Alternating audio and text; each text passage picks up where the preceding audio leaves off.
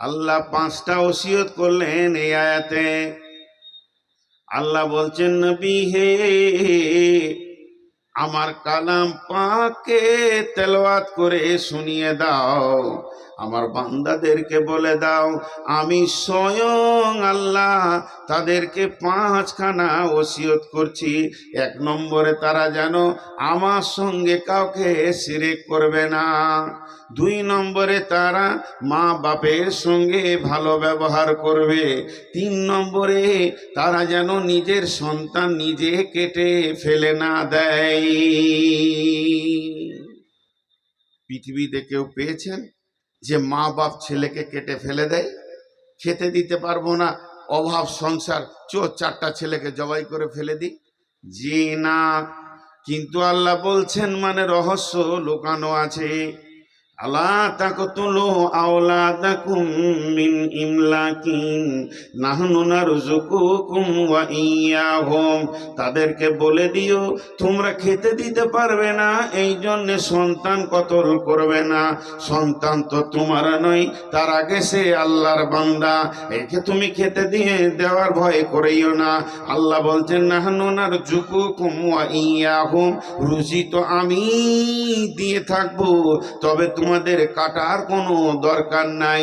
সন্তান কাটা মানে লাইগেশন করা, একবারে পেট কেটে দিয়ে সন্তান আসার রাস্তাটা বন্ধ করা।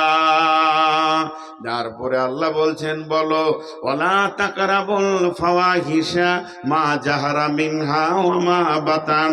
আমার গোলামদেরকে বলে দাও, আমার বান্দাদেরকে বলে দাও, আমার বান্দীদেরকে বলে দাও, আমি আল্লাহ তাদেরকে 4 নম্বরে ওসিয়ত করছি, যেখানে প্রকাশ্য কাবিরা গোনা চলবে, গোপনে কাবিরা গোনা চলবে, মা জাহারা মিনহা ও মা বাতান, ওই জায়গায় যেন আমি আমার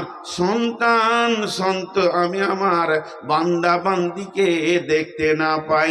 কোনো মুমিন বান্দা ওখানে দাঁড়াবে না যেখানে জুয়ো চলছে, তাস চলছে, লুদু চলছে, দাবা চলছে, মদ চলছে, সুদ চলছে, বেশ্যাগিরি চলছে, লুচ্চাগিরি চলছে, রান্ডিগিরি চলছে, গীবত চলছে, পরনিন্দা পরচর্চা চলছে, কাবিরা গুনাহ অবাধ ভাবে চলছে। ওই জায়গায় যেন আমার বান্দা বান্দি না দাঁড়ায়। ওয়ালা তাকতুলু নাফসাল্লাতী হারামাল্লাহু, আমার 5 নম্বর ওসিয়ত হলো তাদের জন্য আমি হারাম করে দিলাম, একটা মানুষ আর একটা মানুষকে যেন কতল না করে দেয়, না কেটে ফেলে দেয়। জালিল্লা বিল হাক্কি, হকের সঙ্গে কাটা যাবে। তার মানে 3 জনকে ইসলাম ছেড়ে দিয়েছে। মুসলিম যদি টাকার লোভে অন্য জাতিতে চলে যায়, মুরতাদকে কতল করে দাও। আর বিয়ের পর জেনা ব্যভিচার করলে তাকে রজম করে দাও, কতলের পরিবর্তে কতল। এই আইনগুলো আজও কোরআনে থেকে গেছে। সমাজ বসবে, সরকার সাথ দেবে, তারপরে সামাজিকভাবে শাস্তিগুলো দেওয়া যাবে। তাছাড়া একটা মানুষ আর একটা মানুষকে যেন কতল না করে। ওয়ালা তাকতুলু নাফসাল্লাতী হারামাল্লাহু ইল্লা বিল হাক্কি। তাহলে 5টা গুণ এলেন। 1 নম্বরে শিরক করবে না, 2 নম্বরে মা বাপকে কষ্ট দেবে না, 3 নম্বরে সন্তান কতল করবে না, 4 নম্বরে তারা ফাহেসা কাজের কাছে যেখানে কাবিরা গোনা হবে ওই জায়গায় দাঁড়াবে না, আর 5 নম্বর ওসিয়ত হলো মানুষ হয়ে মানুষ কতল করবে না। এই 5টা কথা বলার পর আল্লাহর মিষ্টি ভাষাটা কেমন দেখেন। যালিকুম যালিকুম ওয়াসাকুম বিহি লাআল্লাকুম তাকিলুন। গোলাম রে, আমি তোদেরকে ওসিয়ত করলাম, যদি তোদের বিবেক থাকে তো বুঝে নিবি। এই 5টা ব্যাখ্যা যদি করতে যাই, প্রতিটাতে বিপদ আছে, প্রতিটাতে বিপদ আছে, প্রতিটাতে বিপদ আছে। কেউ যদি আল্লাহর ওসিয়ত না শুনে ওই দিকে যদি চলে যায়, প্রত্যেকটা পদে পদে সে দুনিয়া আখিরাতে বিপদে যাবে। দ্বিতীয় আয়াতে কি বলেন আল্লাহ? দ্বিতীয় আয়াতে বিসমিল্লাহির রহমানির রহিম, ওয়ালা তাকরাবু মালাল ইয়াতীমি ইল্লা বিল্লাতী হিয়া আহসান হাত্তা ইয়াবলুগা আশুদ্দাহু ওয়াউফুল কাইলা ওয়াল মিজানা লা নুকাল্লিফু নাফসান ইল্লা উসআহা ওয়া ইযা কুলতুম ফা'দিলু ওয়ালাউ কানা যা কুরবা ওয়া বিআহদিল্লাহি আওফু যালিকুম ওয়াসাকুম বিহি লাআল্লাকুম তাযাক্কারুন। এক নম্বরে, তোরা এতিমের মাল ভক্ষণ করবি না। এতিমের মালে এত রিয়াকশন আছে, 33 লাখ ভোল্টের থেকেও খতরনাক জিনিস হলো এতিমের মাল। এতিমের মালকে জাহান্নামের আগুনের সঙ্গে তুলনা করা হয়েছে। এতিমের মালে হাত দেওয়া আর জাহান্নামের আগুনে হাত দেওয়া, এই 33 লাখ ভোল্ট লয়, কয়েক কোটি ভোল্টে হাত দেওয়া বরাবর। তার মানে হচ্ছে এতিমের মালের ব্যাপারে আল্লাহ বলছেন, ইন্নাল্লাযীনা ইয়াকুলুনা আমওয়ালাল ইয়াতামা যুলমা ইন্না ইয়াকুলুনা ফী বুতুনিহিম নারা ওয়া সায়াসলাউনা সাঈরা। পৃথিবীতে এতিম অনেক রকম আছে। আজকে আমার বিবি মারা গেল, কথার কথা বলছি, ভাবিয়েন না যে কঠিন লোক বিবিকে কবর দিয়ে জলসা করতে এসছে। বিবি মারা গেল, তাকে কবরে শুইয়ে দিলাম। তার পেটে আল্লাহ আমাকে দুটি নিয়ামত দিয়েছিল, ছোট ছোট, একটা 2 বছরের, একটা 1.5 বছরের। সেই দুটি বাচ্চা আমাকে সে দিয়ে চলে গেল কবরে। আজকে কবরে নামিয়ে এলাম, আজকে বুধবার তাকে কবরে শুইয়েছে, কাল বৃহস্পতিবার আমি নতুন বিবি বিছানায় নিয়ে এলাম। এবারে এতিমের মাল তসরুপাত হচ্ছে। এই বিবির খাটে ওই বিবিকে শোয়াতে পারবো না, কারণ ওই খাটটা মেরাসে ভাগ হয়ে গেছে আমাদের 3 জনার। ওর বেটা বেটি, আমি স্বামী হিসেবে ভাগ পাবো।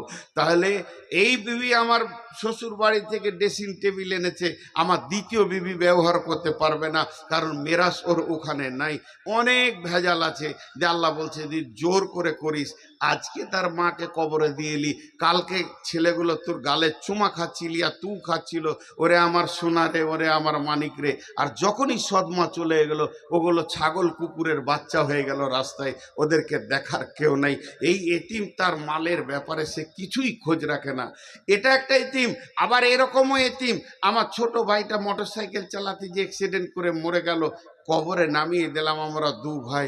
বাপ আমাদেরকে 30 বিঘে জমি দিয়ে গেছে, আমরা পরবর্তীকালে আরো 20 বিঘে কিনেছি। তখন এবার আমার ভাতিজারা হয়ে গেল এতিম। বড় চাচাকে বিশ্বাস করছে, চাচা আমাদের আলেম মানুষ, ভালো লোক। পরবর্তীকালে ভাগে যখন বসেছি, যেটা কিনেছি 20 বিঘে, সেটা 10 বিঘে 10 বিঘে 2 ভাইয়ের হবে। কিন্তু ভাতিজাদেরকে বলছি, তোর বাপের টাকা ছিল না তো, একটু কম হবে, মানে আমার 15 বিঘে, ওর 5 বিঘে। এই যে এতিমের মালকে খাওয়া, এতিমের মাল খাবে না। কতদিন খাবে না, কতদিন খাবে না, খাবে না বলে ওটাকে অবহেলাও করতে পাবে না। ওইটাকে গুছিয়ে সংরক্ষণ করে রাখতে হবে তোমাকে। কতদিন? অতদিন হাত্তা এবলগা শুদ্ধাহু, যতদিন তারা ব্যাচেলিয়ার না হয়েছে, তাদের মাল সম্পর্কে খোঁজ না রেখেছে। যেদিন তারা অ্যাডাল্ট হয়ে যাবে, ব্যাচেলিয়ার হয়ে যাবে, তাদের মায়ের মাল, বাপের মাল, তাদেরকে সুন্দর করে বুঝিয়ে দাও, তবেই তুমি ছুটি পাবে। 1 নম্বর। 2 নম্বর ওসিয়ত করছেন আল্লাহ, খবরদার লিটারে মিটারে ওজনে বেশি লিও না, কম দিও না, মানে মানুষকে ঠগায় না। আর 3 নম্বরে বলছেন যে এই কালাম পাক তোমাদেরকে দিয়েছি, এইটাকে তোমরা সুন্দর করে আমল করবে। লা নুকাল্লিফু নাফসান ইল্লা উসআহা। আর 4 নম্বরে বলছেন ওয়াইদা কুলতুম ফাদিলু, যখন তুমি কোনো বিচারে বসবে, কোনো জায়গায় ঝগড়া হয়ে গেছে, বিচার করতে যাবে, ওয়ালাউ কানা দা কুরবা, সেখানে তুমি ইনসাফ কথা বলবে, বেইনসাফি কথা বলবে না, যদিও তোমার নিকট আত্মীয় হয়। যে আল্লাহ বলছেন যালিকুম ওয়াসবিআফু আহদিহিম ওয়া আহদিল্লাহি ওয়া আউফি বিসমিল্লাহির রহমানির রহিম। ওয়ালা তাকরাবু মালাল ইয়াতীমি ইল্লা বিল্লাতি হিয়া আহসান হাত্তা ইয়াবলুগা শুদ্দাহু ওয়া আউফুল কাইলা ওয়াল মিজানা লা নুকাল্লিফু নাফসান ইল্লা উসাহা ওয়া ইযা কুলতুম ফা'দিলু ওয়ালাউ কানা যা কুরবা ওয়া বিআহদিল্লাহি আউফু যালিকুম ওয়াসাকুম বিহি লাআল্লাকুম তাযাক্কারুন। তুমি কারো সঙ্গে যদি কোনো ওয়াদা করো, কারো সঙ্গে যদি ওয়াদায় আবদ্ধ হও, সেই ওয়াদাটা তুমি পূরণ করবে, খবরদার ওয়াদা ফেল করবে না। আমি আল্লাহ ওসিয়ত করছি, যদি তোমরা আমার কথাটা স্মরণ রাখো তো কাজে লাগবে। আল্লাহর গুলো খুব শটে শটে বলে নিলাম। 3 নম্বর আয়াতে আল্লাহ বলছেন ওয়ান্না হাজা সিরাতি মুস্তাকিমা। এটা সব থেকে বড় ওসিয়ত। ওয়ান্না হাজা সিরাতি মুস্তাকিমা। হে যুগের লোক, আমি 5টা 10টা কথা বললাম তোমাদেরকে। হে আমার গোলামের দল, তোমরা শোনো। হে আমার বান্দির দল, বান্দার দল, আমি যে 10টা কথা বললাম, এই 10টা কথা কি জানো? হাজা সিরাতি মুস্তাকিমা ফাত্তাবিউহু ওয়ালা তাত্তাবিউ সুবুলা। এইটাই হচ্ছে জান্নাতের রাস্তা। সিরাতে মুস্তাকিম এইটাই। ফাত্তাবিউ, চলতে থাকো এই রাস্তায়। যা বললাম এগুলো করিও না, আর এইগুলো করো যেটা বলেছি, যে চলতে থাকো, তুমি ঠিক গন্তব্যে পৌঁছিয়ে যাবে। কখন মানতে পারবে জানো এগুলা? কখন এতিমের মাল খাবে না, কখন বাপকে ভালোবাসবে, কখন শিরক করবে না। যালিকুম ওয়াসাকুম বিহি লাআল্লাকুম তাত্তাকুন। যদি তোমাদের দিলে আল্লাহর ভয় থাকে তো এই কাজগুলো হবে। এবার চলেন মেন হাদিসটাতে আমি যাচ্ছি। আল্লাহ নবী আমাদেরকে কি বলছেন? সকলে মনের ভিতরে একটি কৌতূহল তৈরি করি, আমার নবী আমাকে কি বলেছে। 10টা ওসিয়ত মুআজ বিন জাবালকে বলেছেন, মানে আমাদের সকলকে বলেছেন। মুআজ বিন জাবাল ওটাকে গোপন করে রাখেনি, বাক্সে ভরে চাবি মেরে দেয়নি, সারা বিশ্বকে শুনিয়ে দিয়েছেন। আউসানি রাসূলুল্লাহ সাল্লাল্লাহু আলাইহি সাল্লাম বি আসরি কালিমাতিন। আমাকে বিশ্বনবী 10টা ওসিয়ত করেছেন। নাম্বার 1, ইয়া মুআজ লা তুশরিক বিল্লাহি শাইয়া ওয়াইন কুতিলতা আও হুররিকতা। মুআজ রে, আমি নবী মুহাম্মদ সাল্লাল্লাহু আলাইহি সাল্লাম তোমাকে 10টা ওসিয়ত করছি। তার মধ্যে 1 নম্বরে হচ্ছে, তুমি শুনে নাও, লা তুশরিক বিল্লাহি শাইআ। আল্লাহর সাথে কাউকে তুমি শরীক করিও না। ওয়াইন কুতিলতা আও হুররিকতা, যদি তোমাকে কেটে পিস পিস করে দেয়া হয়, যদি তোমাকে জ্বালিয়ে পুড়িয়ে শেষ করে দেওয়া হয়, তাহলেও তুমি আল্লাহর সঙ্গে কাউকে শরীক করবে না। তুমি মরে যাও, তুমি পিস হয়ে যাও, তুমি জ্বলে যাও, চলে যাও দুনিয়া ছেড়ে, কিন্তু ভুলবশত আল্লাহর সঙ্গে কাউকে শরীক করবে না। শিরক। এখন যদি শিরক নিয়ে বলতে যাইতে এতেই তো 2 ঘন্টা চলে যাবে। শিরক আর ইবাদত কি জিনিস, আমি বেশি লম্বা বলবো না, একটা উদাহরণ দিয়ে এখান থেকে বেরিয়ে যাব। শিরক আর ইবাদত একই জিনিস। জেনা আর জেমা, মিলন আর ব্যভিচার একই জিনিস। কাজ এক, স্বাদ এক, প্রসেস এক। মিলনে একটা নারী একটা পুরুষ লাগবে, ব্যভিচার করতে গেলেও একটা পুরুষ একটা নারী লাগবে। স্বাদ এক, প্রসেস একটা হলো হালাল, একটা হলো হারাম, একটাতে আছে নেকি, একটাতে আছে গোনা। তেমনি শিরক আর ইবাদত একই জিনিস। আল্লাহর কাছে চাওয়ার নাম ইবাদত, আল্লাহ ছাড়া গায়রুল্লাহর কাছে চাওয়ার নাম হলো শিরকে। আল্লাহর উপরে ভরসা করার নাম হলো ইবাদত, আল্লাহ বাদ দিয়ে কারো কাছে ভরসা করার নাম হলো শিরকে। আল্লাহ তাবারক ওয়া তাআলা কোরআনে বলেছেন, কি বলেছেন? ইন্নাল্লাযীনা ইয়াকুলুনা আমওয়ালাল ইয়াতামা ইন্নাহু মান ইউশরিক বিল্লাহি ফাকাদ হাররামাল্লাহু আলাইহিল জান্নাতা ওয়া মাওয়াহুম নার। যে পৃথিবীর মধ্যে শিরকের মতো গুনাহটা করবে, আল্লাহ ওই ব্যক্তির জন্য চিরদিনের জন্য জান্নাতকে হারাম করে দেবে, আর জাহান্নামকে ওর জন্য ঠিকানা বানিয়ে দেবে। নবীজিও বললেন, মাস খবরদার শিরকের মতো গুনাহ করিও না, যদি তোমাকে কেটে দেয়া হয়, জ্বালিয়ে দেয়া হয়। আর যে আয়াত একটু আগে ওসিয়তে পড়লাম, সেখানেও আল্লাহ বললেন, হে নবী আমার গোলামদেরকে বলে দাও, আল্লাহ তুশরিকু বিহি শাইআ, তারা যেন শিরকের মতো গুনাহ না করে। শিরকের আবার অনেক ভাগ আছে। আমি শিরকের ভিতরে বেশিক্ষণ থাকবো না, কারণ এখনো 9টা প্রোগ্রাম বাকি আছে। শিরকের অনেক ভাগ আছে। আপার লেভেলে শিরক হলো মূর্তি পূজা করা। সূরা গাসিয়াতে কি রয়েছে? আল্লাহ বলেছেন, আমিলাতুন নাসিবা তাসলা নারান হামিয়া। কত উল্টো কথা। আমিলাতুন নাসিবা তাসলা নারান হামিয়া, কথাটা এইরকম, আমিলাতুন নাসিবাতুন তাসলা নারান হামিয়াতুন। তাই আল্লাহ বলছেন, আমিলাতুন নাসিবা তাসলা নারান হামিয়া। এখন যদি আপনাদেরকে বলি, যে আমল করবে না সে জাহান্নাম যাবে, বাচ্চা ছেলেটাও বুঝে নেবে, ঠিকই তো। যে আমল করবে না সে জাহান্নাম যাবে, কিন্তু আল্লাহ এখানে বলছে, একবার পুরো শুনে উল্টো লাগবে, তারা গাদা গাদা আমল করবে, তাদের আমল এত বেশি হবে, তারা আমল করতে করতে ক্লান্ত হয়ে যাবে, এত আমল করার পরেও জাহান্নাম যাবে। ইন্না লিল্লাহ। এর 5টা কারণ, 1 2 3 4 5, 5টা কারণ আছে। 5টা বলবো না, বিরাট লম্বা হয়ে যাবে, একটা বলবো। এখন দেখেন গা, আপনাদের এলাকায় আছে কিনা জানি না, আপনাদের এই যে বিশ্ব রোড, হাই রোড রয়েছে, ন্যাশনাল হাইওয়ে, এদিকে আছে কিনা জানি না।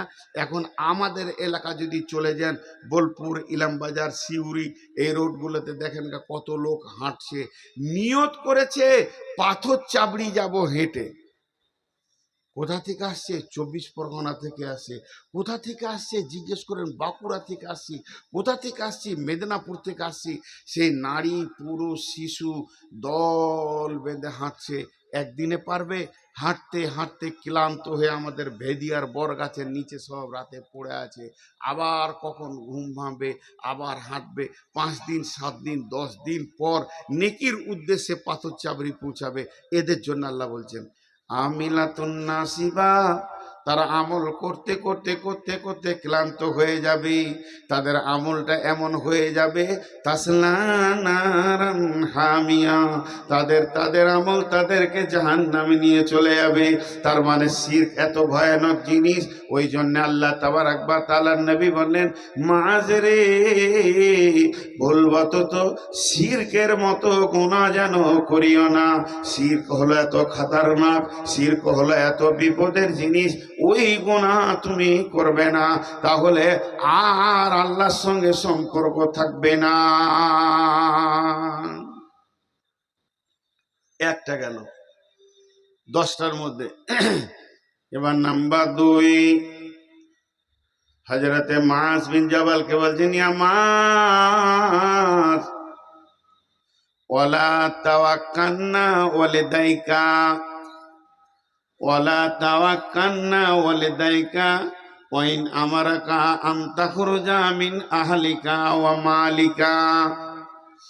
মাঝরে খবরদার, মা বাপকে ধুমকে কথা বলিও না। মা বাপের ওপরে চড়াও করে কথা বলবে না, মা বাপের সঙ্গে ভালো ব্যবহার করবে।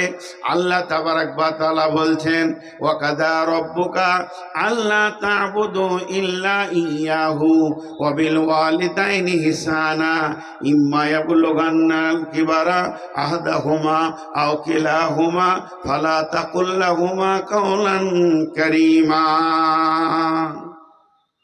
আল্লাহ কি বলছেন?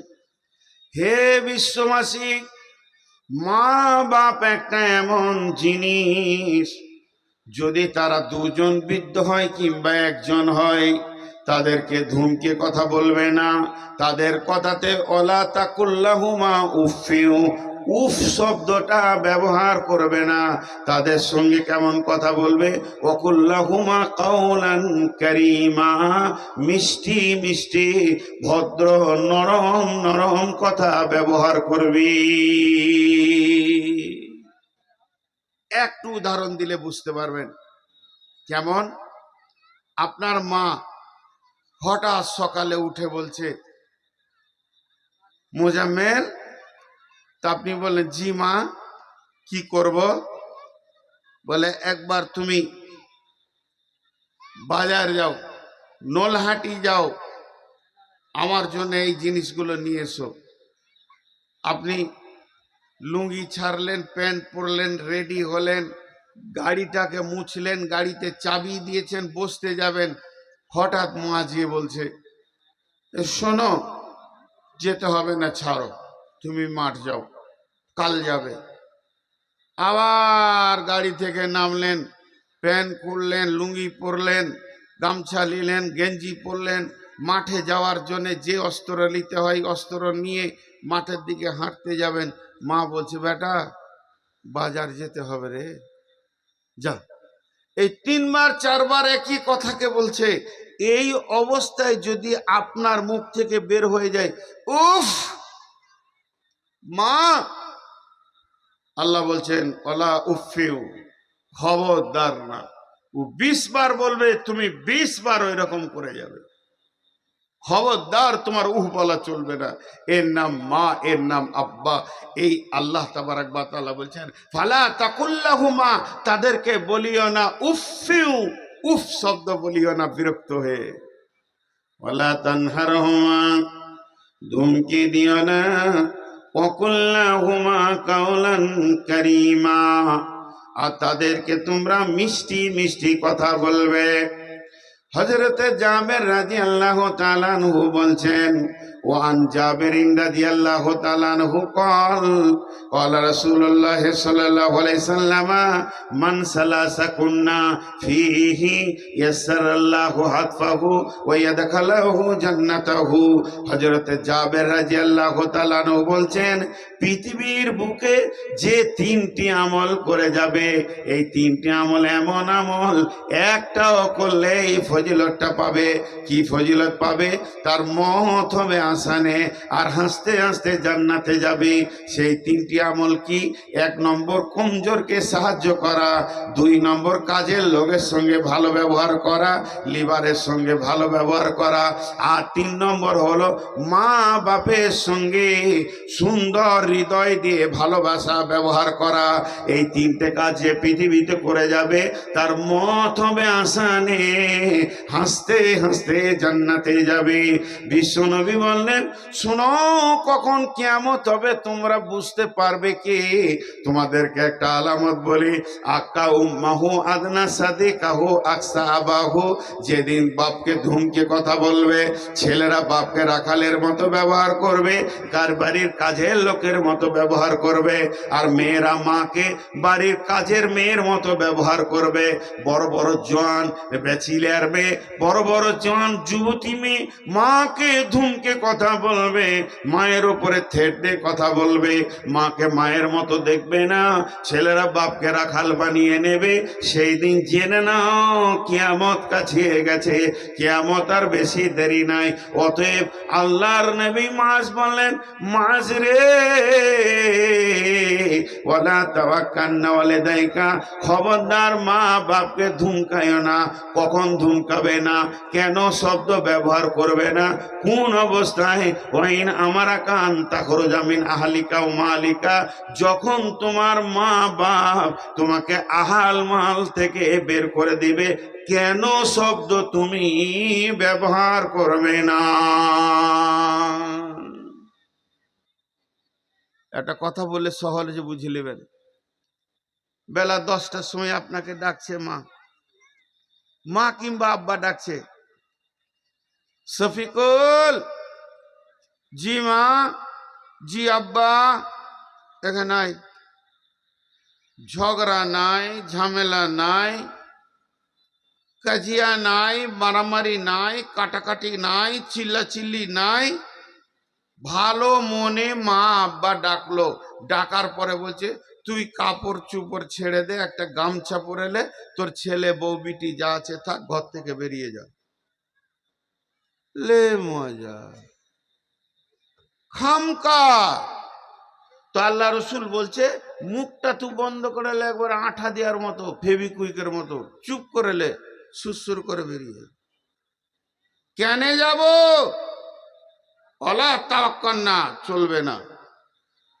জি ভাই, মা কাকে বলে, মা কাকে বলে, আব্বা কাকে বলে? এদের ঋণ শোধ করা যাবে? একটা যুবক এমান বাড়ি, ও নিয়ত করেছে আমি হজ করতে যাব, হজ।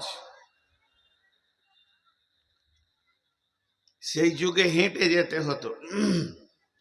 আমার বেটির দল হজের নিয়ত করেছে, যে গাঁয়ের লোককে দেখা করছে, চাচা আসসালামু আলাইকুম, দোয়া করবেন। ফুফা সালাম আলাইকুম, বড় ভাই আসসালামু আলাইকুম, ও খালু সালাম আলাইকুম, আমি আজকে হজে চলে গেছি। নিয়ত করেছে শেষকালে মাকে দেখা করব, মায়ের দোয়া নিয়ে হজে যাব। বুড়ি মা দিয়াল ছাড়া উঠতে পারে না, লাঠি ছাড়া উঠতে পারে না, দুজন না ধরলে ওর দাঁড়ানোর ক্ষমতা নাই, চোখে দেখে না, একরকম কোন রকম বুঝতে পারে যে এটা দিন আর রাত, এমন অবস্থায় জীর্ণ শীর্ণ হয়ে শীতে রোদে চুপ করে বসে আছে বুড়ি। বেটা গিয়ে বলছে মা, মা বলল কি রে বেটা? তখন উত্তরে বলছে মা তুমি তোমার সোনা মানিকটার মাথায় হাত দিয়ে একবার দোয়া করে দাও। মা বলছে কিসের দোয়া নিবি রে বেটা? তখন বলছে মা আমি নিয়ত করে নিয়েছি এবছর হজ করব, তা আজকে না বেরোলে আমি হজ ধরতে পারবো না। এমান থেকে আমাকে কম করে 1-1.5 মাসের রাস্তা হাঁটতে হবে, 10 দিনের রাস্তা হাঁটতে হবে, 20 দিনের রাস্তা হাঁটতে হবে। এই রাস্তা অতিক্রম করে গিয়ে আমি আল্লাহর ঘরে পৌঁছাবো। হজের নিয়ত করেছে, মা তুমি দোয়া করে দাও। মা কি বলে দিলে দেখেন, দুয়ার জায়গাতে মা কি বলছে? মা বলছে বেটা আমিও আল্লাহর ঘর দেখব, আমিও আল্লাহর ঘর দেখব। যুবকটা বলছে বাড়িতে একটা চাদর ছিল, চাদরটা নিয়ে মাকে দিয়ে, মায়ের পিঠে দিয়ে, আমার পিঠ দিয়ে মাকে পিঠের সাথে বুকে চাদরে বেঁধে নিলাম, চ তোকে নিয়ে যাব। এতটা রাস্তা মাকে পিঠে করে নিয়ে যেছে যুবকের দল। হে আমার বাপজি, সোনামানিকের দল, আমার বেটার দল, আমার বাপের দল, হাত জোরহাত করে বলছি একটু খেয়াল করি। মাকে নিয়ে মক্কায় পৌঁছালো, হজের যত কাজ ছিল করলো, মিনা গেল, আরাফাত গেল, মিনা গেল, মুজদালাফা গেল, সমস্ত হজের কাজ শেষ করে এবার বিদায়ের পালা। রসুলকে দেখা করতে গিয়েছে, দে বলছে ইয়া রাসূলুল্লাহ আমার ঘটনাটা আপনাকে না শুনিয়ে আমি বাড়ি যাব না। গায়ের লোককে সালাম করলাম, সবাই দোয়া দিল, বিদায় দিল। মাকে সালাম করতে গেলাম তো মা বললে বেটা আমিও আল্লাহর ঘর দেখব। আমার মাকে পিঠে করে ইয়েমান থেকে এই পর্যন্ত নিয়ে এসে আমি হজ সম্পূর্ণ করে আবার মাকে পিঠে করে নিয়ে দেশে ফিরছি। আপনি একবার বলেন আমার মায়ের ঋণ শোধ করতে পেরেছি? নবীজি বলেন বেটা তুমি যে কাজটা করেছ তোমার মায়ের এক ফোঁটা দুধের ঋণ শোধ করতে পারোনি। মা যে কি জিনিস তুমি কদিন বহন করেছো, বাপ কি জিনিস তুমি জানো না। এরা কোনোদিন সম্ভব হবে না। মায়ের ঋণ একটা ছেলে কোনোদিন খতম করতে পারে না। বিশ্বনবী বললেন এই জন্যে, ও যুবকের দল, ওরে যুবতীর দল, যুবতীরা তো মা বাপের দায়িত্বে থাকে না, শ্বশুর শাশুড়ির দায়িত্বে পড়ে যায়। তো ওটাই হলো মা, ওটাই হলো বাপ। স্বামীকে এমন কথা বলো না যেন তোমার স্বামী তোমার চোখের সামনে জাহান্নামের লকড়ি হয়ে যায়। অতএব বিশ্ব নবী বলছেন মা বাপের সঙ্গে ভালো ব্যবহার করো। আপনাদেরকে একটা এক লাইনের উপন্যাস শোনাবো। উপন্যাসটা অনেক বড়, খালি এক লাইন বলবো। উপন্যাস, এটা হাদিস লয়, এটা কোরআন লয়, এটা তফসির লয়, মানুষের হাতের কলমের জোর। এটা ইতিহাসও লয়, কোথাও ঘটেনি, কিন্তু এমন ভাবে লিখেছে মনে হচ্ছে সত্য ঘটনা। এই এই তোর এত বড় সাহস কি করে? হ্যাঁ, এমন মারবো তো লাঠুর মতো ঘুরবি। এত বেয়াদব ছেলে এখানে আছে। আমি পানি ছাড়া বক্তব্য রাখতে পারি না, আমার পানি নেবো আবার দাদাগিরি করতে এসছে এখানে। আজীব জায়গাটা। এদিকে আবার ক্যামেরা নিয়ে ফেচর ফেচর করেছে। কত ছবি লিয়ার ওর ইচ্ছা। শালা যখন যুবক ছিলাম তখন কেউ লাইনি, তখন মনটা সুরসুর করছিল ছবি লিবি তেলে। তোদের ঘরে কাউ থাকে তা দিবি আমাকে, তখন লাইনি। এখন বুড়ি হয়ে গেছি, চুল দাড়ি পেকে গেল, বলছি ছবি লিব। আজীব ব্যাপার। খবরদার রেখে দিক আসবি না তুই, তোকে শেষ করে দেব। তো মা আর আব্বা একটু ধ্যান দেন, উপন্যাসটা শুনেন। যখন কোনো যুবক যুবতী প্রেম করে, খারাপ নেবেন না, মনে থেকে বলছি খারাপ নেবেন না, তো মেয়েটা খালি চাই আমাকে বিয়েটা করে নে, আর ছেলেটা খালি চাই আমি ভোগ করে নিয়ে ছেড়ে দেব। এই মাঝে একটা কথা বলবো, যতটি মেয়ে এখানে আছে আজকে, যে বয়সের হোক, আমার থেকে বড় হোক আর ছোট হোক, সবটিকে আমি 1 মিনিটের জন্য আমার সম্পর্কে বেটি বলছি। আমি আপনাদের বাপ, বাপের হক আছে নিজের বেটিকে ওসিয়ত করা। একটা ওসিয়ত আমি নিজে করছি, ওসিয়তের বক্তব্য চলছে তাই করছি। এই উদাহরণটা আপনাদেরকে দিছি, আমার বেটিদেরকে দিছি। আমি আপনি বলবো না, তুমি করে কথা বলবো। হে আমার বেটি, তোমরা কান করে শোনো। আজকে রাত্রে তোমাদের নূর মোহাম্মদ হলো আব্বা, তোমাদের আব্বা তোমাদেরকে একটা কথা বলছে। আমি তোমাদের বাপ তোমাদেরকে একটা কথা বলছি, শুনে যাও। একটা হলো শালপাতা, একটা হলো কড়ির থালা। এই উদাহরণটা তোমাদেরকে দিচ্ছি। কড়ির থালা বুঝেন তো? চীনামাটি কড়ির থালা বুঝেন কি না? আরে হ্যাঁ না বলেন তো বুঝবো। আপনাদের দেশে কি বলে? চীনামাটি কড়ির থালা, দেখতে অনেক সুন্দর। আর একটা হলো এই যে কাগজের পাতা। কাজ কি? দুটাই এক কাজ। এটাতেও ভাত খায়, ওটাতেও ভাত খায়। যখন খানেওয়ালা বসে, থালাটাকে দূরে থাকলে কাছে লাই, ময়লা থাকলে ঝেড়ে দেয়, নরম করে ওর গায়ে হাত বুলায়।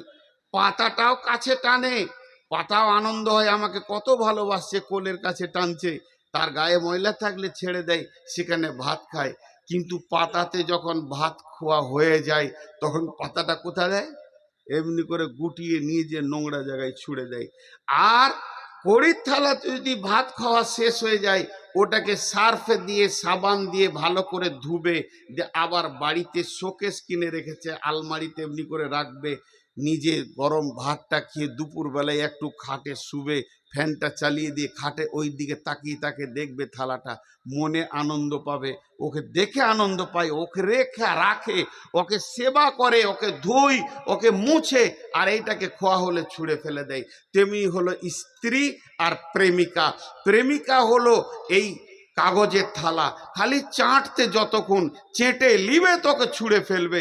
আর স্ত্রী হলো ওকে ব্যবহার করবে, ওকে কাপড় দেবে, সাবান দেবে, কাছে রাখবে, চোখে ভরে দেখবে, জানে শান্তি পাবে। তো এই দুটি জিনিস হে আমার বেটি বললাম, স্ত্রী হও, বাপ মাকে সঙ্গে করে নিয়ে কোনো ছেলের স্ত্রী হও, কিন্তু প্রেমিকা হইও না। এখন চলে এসছে পাশ্চাত্যের কালচার, এখানে গার্লফ্রেন্ড বয়ফ্রেন্ড, এই ফ্যান ফ্যান ফ্যান ফ্যান করতে করতে ফ্যান ফ্যানে নিতে শেষ হয়ে গেল সব। তো এই কথাটা বাদ দেন, এবার চলেন। দুটি যুবক একটা যুবতী পার্কে বসে আছে। মা কি জিনিস এটা আমি বলছি। তা মেয়েটা খালি বলছে তুমি আমাকে ভালোবাসো না আর কাউকে ভালোবাসো। ওর সন্দেহ হচ্ছে এ ছেলে যখন আমাকে ভালোবাসতে পারে তাহলে আরো কাউকে ভালোবাসে। আর ই খালি ঘন ঘন বলছে খেপি রে তুই ছাড়া আর কেউ নাই জীবনে, তুই আমার সব, এই বারবার বলছে। তখন বলছে দেখো তুমি আর একটা মেয়েকে ভালোবাসো, দেখ তুই ছাড়া আমার কেউ নাই। আহা, তখন এই মেয়েটা বলে ফেললো আমি বলবো কি সেই মেয়েটাকে? যুবকটা বলছে বলো। মেয়েটি বলে দিল তোমার মা। তোমার মা মানে বুড়িটা, যেটা অচল পৃথিবী থেকে এবার চলে যাবে দুনিয়া থেকে, আর কটা দিন বেঁচে আছে ওই মায়ের নাম করে দিল। উপন্যাস বলছি, আবার বলছি উপন্যাস, এটা হাদিস বলে মাথায় নেবে না। তখন ওই যুবকটা একটা দম নিয়ে বলল খেপি আমি মায়ের থেকেও তোকে ভালোবাসি। কত পাগল হয়ে গেছে। তখন বলছে সত্যি ভালোবাসো? তাহলে আমার একটা কথা শোনো, তোমার মায়ের কলিজা দিতে পারবে আমাকে এইটুকু? দৌড়লো মারি, হাতে ছিল ছুরি চাকু, বাড়ি ঢুকেছে বলছে মা। মা দৌড়ে এসে বলছে কি বেটা?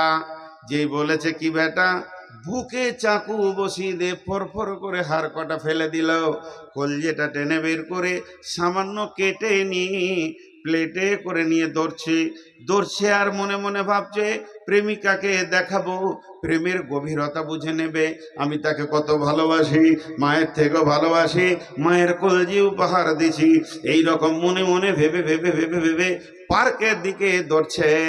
আর দৌড়তে দৌড়তে যেই প্রেমিকার কাছে পৌঁছে গেছে, আর মাত্র 20-50 হাত বাকি আছে, এমন সময় একটা ইঁটে টক্কর লেগেছে আঙ্গুলে, আর আঙ্গুলে যেই টক্করটা লেগে গেছে উপর হয়ে পড়ে গেল, ছচ্ছর করে মাটিতে পড়লো, ইট পাথর আছে, বুক ছিঁড়ে গেল, আর প্লেটটা খান খান হয়ে গেল, কলিজার টুকরোটাও 20 হাত দূরে পড়লো। ওই কলিজার ভিতর থেকে আওয়াজ আসছে, কলিজার কাটা কাটা কলিজার ভিতর থেকে আওয়াজ আসে বেটা রে তোর পায়ে লাগলো নাকি বাবা? এর নাম মা। বেটা তোর পায়ে লাগলো বাপ, এর নাম মা। মায়ের ঋণ শোধ করতে পারবেন আব্বা। আহা, বাপ যে কি গাধার বুঝাবো হয়। শীতে গ্রীষ্মে আমার ছেলে ভালো থাকুক, আমার ছেলে সুখে থাকুক, আমার ছেলে একটা অট্টালিকায় থাকুক, বাজারে যে 1 কাপ চা খাবে না, চা যদি খাই বিস্কিটটা খাবে না, না 8 আনা পয়সা 5 টাকা বাঁচবে, আমার ছেলের কিছু হবে। বাচ্চা ছেলে এটা বুঝে না যে আমার বাপ কিভাবে চলছে, বুঝে না বুঝে না বুঝে না। জি, একটা ছেলে সাইডে কিছু টাকা জমা করেছে, ব্যবসা করে খাবে, এমন সময় ওর বাপ খবর পেয়েছে। আর ওর বাপের একটা অভ্যাস খারাপ, হাতে টাকা আছে নেই, এখনই টাকা দেন নেই, এখনই টাকা দেন নেই, টাকাও রাখতে পারে না, জমা করতে পারে না। ছেলেটা কোনো রকম জমা করেছে, ও খবর পেয়ে গেছে যে আমার বেটার কাছে কিছু টাকা আছে। তখন বেটাকে ডেকে বলছে খালেক রে, জি আব্বা তোর টাকাটি দে। টাকা দে মানে এবার ওগুলো খাবো, চায়ের দোকানে খালি পুরি খাবো আর বিস্কুট খাবো, তোর টাকা 3 দিনে উড়িয়ে দেবো। ছেলে দেখছে এর হাতে তো টাকা দেওয়া যাবে না, মারলে দৌড় রসুলের কাছে। ঘটনা বলছি, এটা গল্প নয়। নবীজির কাছে গেলেন, নবীজিকে দিয়ে বলছেন রাসূলুল্লাহ আমার বড় বিপদ হয়ে গেছে। বলে কি বিপদ? বলে আমি কিছু টাকা গোপনে জোগাড় করেছি, এই টাকাটা জোগাড় করার পরও আমার বাপ জেনে নিয়েছে আমার টাকা আছে। এখন আমার আব্বা বলছে বেটা রে তুই টাকা দে, আমি আনন্দ করব। আমি আপনার কাছে এসেছি, টাকাটা দিব কি দিব না। আয়া রাসূলুল্লাহ, আপনি আমাকে ফয়সালা দেন, আমি যেন টাকাটা রেখে দিতে পারি না, আব্বাকে দিতে হবে। আল্লাহ নবী বলেন, আনতা মালিকা লিআবিকা, তুই তো গোটাই তোর বাপের, তো তোর টাকাও তোর বাপের, অতএব এখানে কিছু বলার নাই। আনতা মালুকা লিআবিকা। বাপ মায়ের সঙ্গে খারাপ ব্যবহার করে না। বাপের ঋণ শোধ করবেন? আমি একটা গল্প বলি, আবার এটা আমার বাপের কাছে শুনেছি। আমার বাপ আমাকে শুনিয়েছে ছোটতে যে বাপ কি জিনিস। আপনাদের গ্রামের নাম হলো যুগর। একটা ছেলের বয়স হচ্ছে 4 বছর, 3 বছর, 3 বছর, ছোট বাচ্চা ছেলে, তোতলা তোতলা কথা বলে, দুটা নাক দিয়ে ফড়ফড় করে পোঁটা আসছে আর ছিঁচছে, জ্বর সর্দি হয়ে গেছে। ছেলেটাকে এমনি করে ধরে সাইকেলের এগুতে বসিয়ে নিয়ে বাইসাইকেল করে চললো। কোথা চললো? সাগর দিঘি ডাক্তার দেখাতে। রাস্তায় যেতে যেতে একটা পুকুর, পুকুরের ধারে একটা সাদা বক চুপ করে বসে আছে এমনি করে। ছেলেটা বলছে, আব্বাজি ওইটা কি? বলছে, বক। জি আব্বা কি? বক। আব্বাজি কি? বক। আব্বাজি কি? বক। ছোট ছেলে যেমন বলে, এও বলছে, আব্বাও বলে গেছে ডাক্তারখানা চলে গেল। ঘুরে এলো বাড়ি। ছেলেটার বয়স হয়েছে 43। 4টা ছেলের বাপ, ওই পোঁটা পড়াটা। আর যে ওকে নিয়ে গেছিল সাইকেলে করে 43 বয়সের, 40 বয়সের, তার বয়স হয়েছে 83। লাঠি ছাড়া এখন হাঁটতে পারে না। এবার উল্টো গাড়ি ঘুরছে। তখন এই বুড়া বেটাকে ডেকে বলছে, খলিল রে, জি আব্বা, শরীরটা জ্বর জ্বর লাগছে, বাপ আমাকে একবার নিয়ে চো তো সাগর দিঘি, ডাক্তার দেখাবো। গাড়িটাকে ঝাড়লে, এখন হুন্ডার যুগ, পেছনে বসিয়ে দিয়ে গাড়ি স্টার্ট করেছে। ওই পুকুরের পাশ দিয়ে যেছে, হঠাৎ একটা বক দেখে নিয়েছে পেছন থেকে। বুড়া বাপ জিজ্ঞেস করছে, বেটা খলিল এটা কি রে? বক জি আব্বা। কি রে? বক। কি বেটা? বক। কি বেটা? বলছি বক তো van van van van van করছে। বাপ বড় করা ছিল বলে গাড়ি দাঁড় করা। তুই গাড়ি দাঁড় করা, 1 চাকা আগে যাবে না। গাড়ি থেকে নেমে পকেট থেকে কাগজ বের করে বলছে, বেটা 1964 সালে তোর বয়স যখন ছিল 3, তোকে আমি ডাক্তারখানা নিয়েছিলাম। এই পুকুরের পাড়ে একটা বক দেখিয়েছিলে, আমাকে ওই বকটা জিজ্ঞেস করেছিলে আব্বা কি? আমি বলেছিলাম, বেটা বক। একবার নয়, দুবার নয়, 74 বার জিজ্ঞেস করেছিস। আমি একবারও ধমকি দিইনি। ছেলের কলিজায় লেগে যাবে, কষ্ট পেয়ে যাবে, সন্তান আমার কেঁদে উঠবে, এটা মেনে নিতে পারেনি। প্রত্যেকটি কথাতে আমি উত্তর দিয়েছি। বেটারে, তোকে মাত্র 3 বারের পর 4 বার জিজ্ঞেস করেছি, এতেই তুই হুঙ্কার মেরে দিলি।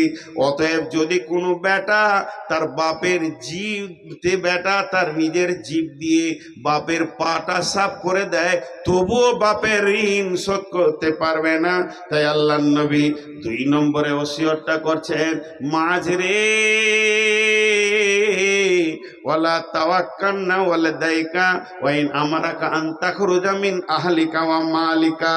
হে মাঝ, বলে দাও আমার উম্মতকে, বান্দা বান্দীদেরকে শুনিয়ে দিও, আমি তাদের নবী বলে দিয়ে চলে গেলাম, তারা যেন মা বাপের সঙ্গে ভালো ব্যবহার করে, তাদেরকে ধমকে কথা না বলে।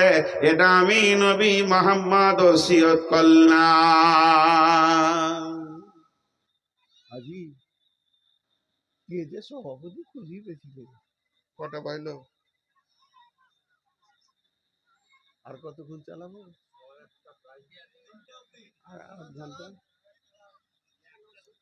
না, শ্রোতা ধৈর্য তো সকাল পর্যন্ত। আমি কি রস মেরে যাবো? জি, আপনারা তো চালান বলবেন ভাই, আসলে আমাকে দিতে হতো 12টার আগে। আমি তো রুগী ভাই, বললাম 390 সুগার। এই যে পানি, একটু পানি খাইনি, ওই জিভটা শুকিয়ে যাচ্ছে, তখন 1 ফোঁটা লিছি। তাহলে কয় নম্বর হলো? 2 নম্বর হলো। নাম্বার 3। 3 নম্বরটা শুনেন, আল্লাহর নবী বলছেন, লা তাতরুকান্না সলাতা মাকতুবাতান মুতাআম্মিদান ফাইন্না মান তারাকা সলাতা মাকতুবাতান মুতাআম্মিদান ফাকাদ বারিয়াত মিনহু জিম্মাতুল্লাহি। মাজরে আমার উম্মতকে বলে দিও, তারা যেন জ্ঞান বশত সুস্থ মিজাজে জেনে বুঝে ইচ্ছা করে এক ওয়াক্ত ফরজ নামাজ না ছেড়ে দেয়। যে ব্যক্তি সজ্ঞানে ইচ্ছায় এক ওয়াক্ত ফরজ নামাজ ছেড়ে দিবে, মাত্র এক ওয়াক্ত ফরজ নামাজ ছেড়ে দেবে, ফাকাত বারিয়াত মিনহু জিম্মাতুল্লাহি, ওর সঙ্গে আল্লাহ বান্দা আল্লাহ সম্পর্কটা কেটে যাবে। আল্লাহর কোনো দায়িত্ব ওর উপরে থাকবে না, ওর কোনো দায়িত্ব আল্লাহ নেবেন না। অতএব ফরজ নামাজ যে কোনো হালে যেখানেই থাকি, সফরে থাকে, মাঠে থাকে, ঘাটে থাকে, নামাজ যেন আদায় করে। জি, ফরজ নামাজ ইচ্ছা করে ছাড়া যাবে না। গোটা প্যান্ডেলে লাইট জ্বলছে, মাইক চলছে, শুধু যেখানে লাইটের কানেকশন আছে 1 ইঞ্চি তার নাই, হাফ ইঞ্চি, কোয়ার্টার ইঞ্চি, তাহলে একটাও লাইট জ্বলবে না, চলবে না। ফরজ নামাজ একটা এমন কেবল আল্লাহর সঙ্গে, এই কেবলটা এতটুকু শর্ট করা যাবে না, সম্পূর্ণ কেবলটা লাগবে।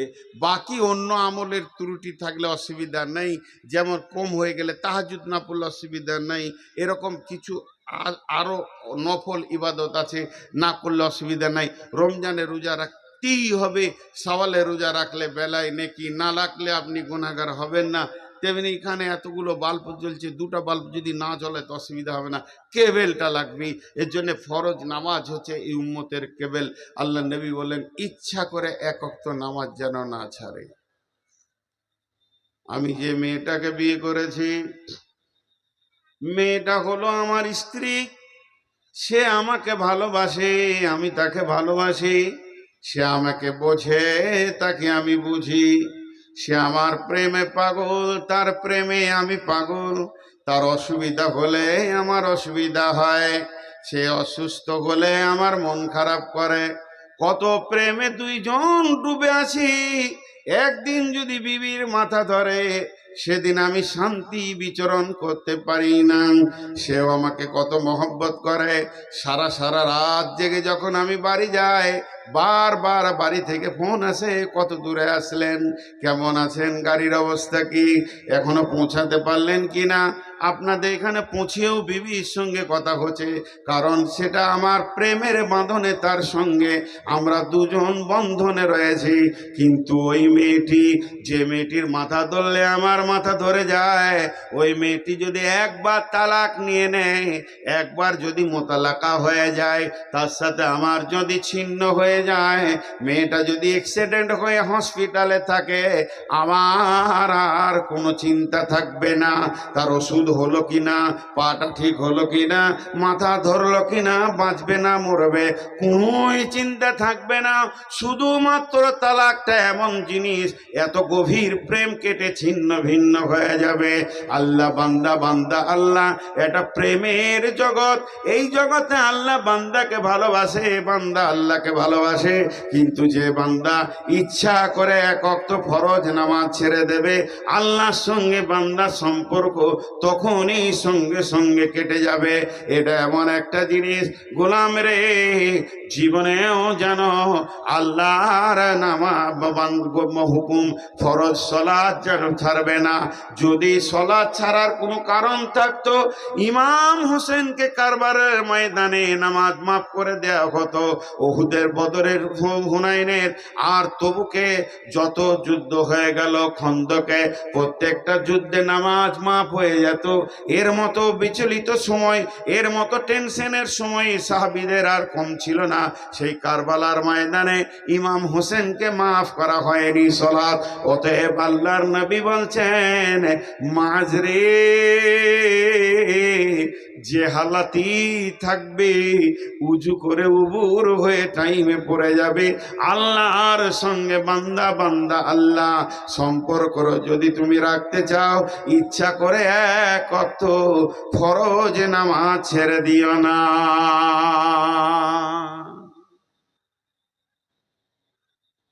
কটা হলো? 9টা? হ্যাঁ, কে বলছে 2টা?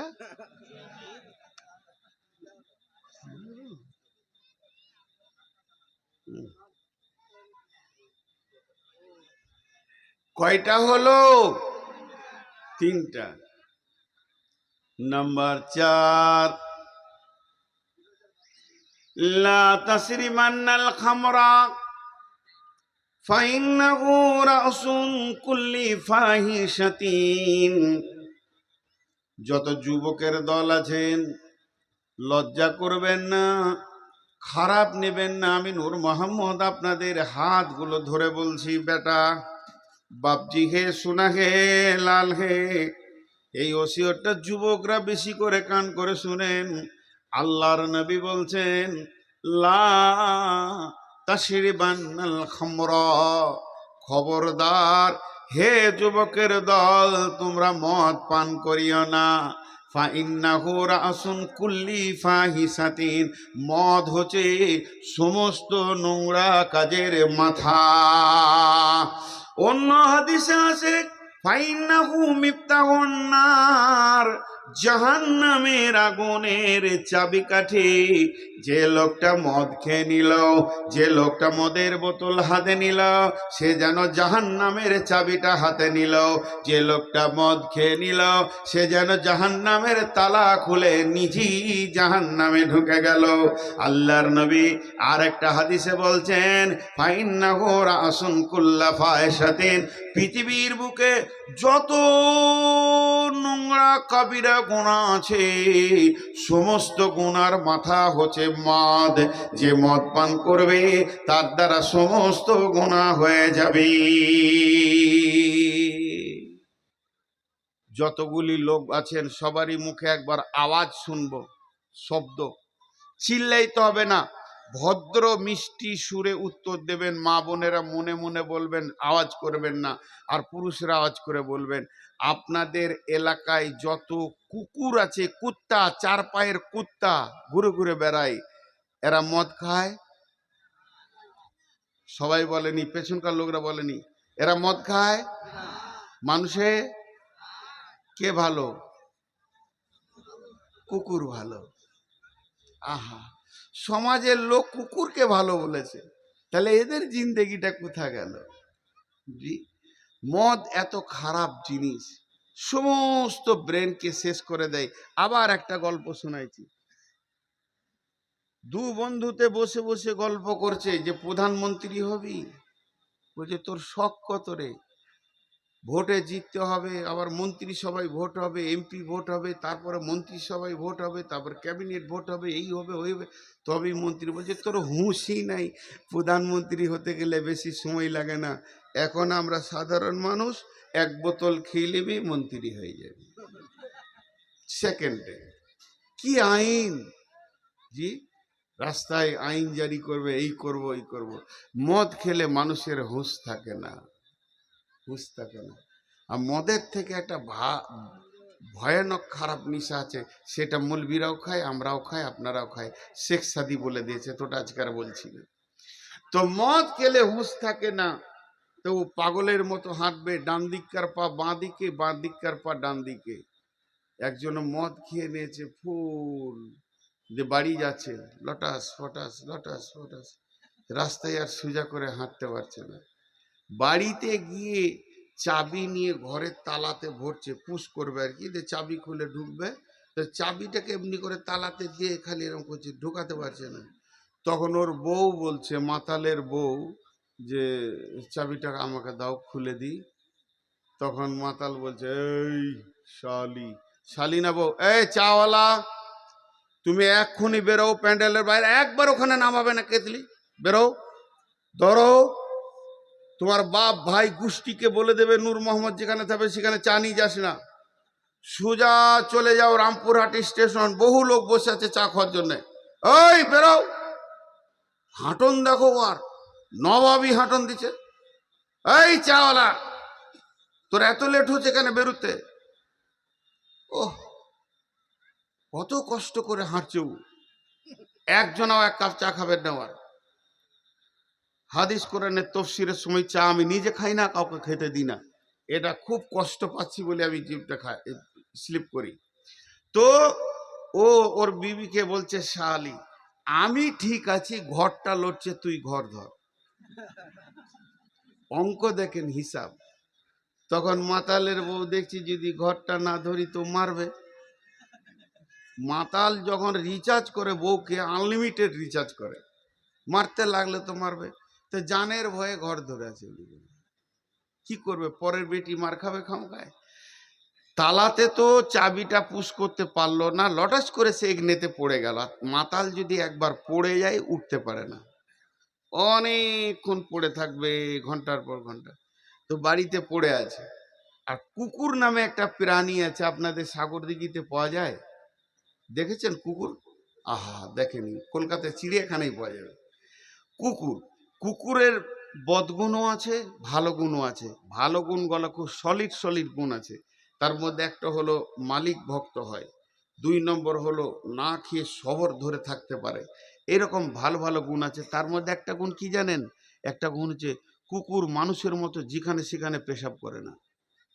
ও পেশাব করার আগে জায়গাটাকে এক্সামিন করবে, নাকে করে মাল দেওয়া যাবে কিনা, এখানে ডেলিভারি দেওয়া যাবে কিনা, পেশাব লেগেছে তারপরও। আর মানুষ যেখানে সেখানে পেশাব করে। তো এবার ওদের ঘরে একটা কুকুর এসছে খাওয়ার তল্লাশে, হাড় হাড্ডি খাবে, তো দেখছে পেশাবও লেগেছে। তুই তার বাথরুম পেশাবখানা যাবে না, ডেলিভারি দেওয়ার জন্য একবার কাঠের কাছে গেল, একবার ইটের কাছে গেল, একবার এখানে গেল, খালি শুনছে, জায়গা পজিশন পেছে না। আর মাতালের মুখে যখন নাকটা লাগিয়েছে, কুকুর বলছে সুবহান আল্লাহ, আল্লাহ জীবনে যত পেশাব করলাম এত দামি জায়গা পাইনি, আজকে মন ভরে পেশাব করে নেবো, যা আছে পেটে উজাড় করব।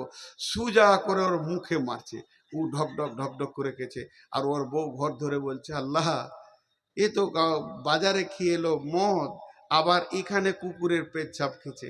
তখন ও ওখান থেকে বলছে, শালি বেশি বকবি না, বাজারে খেয়েছি পাখি মার্কা, এখন খেয়েছি কুকুর মার্কা, আর এটা ম্যানুফ্যাকচার টু কাস্টমার সরাসরি চলছে।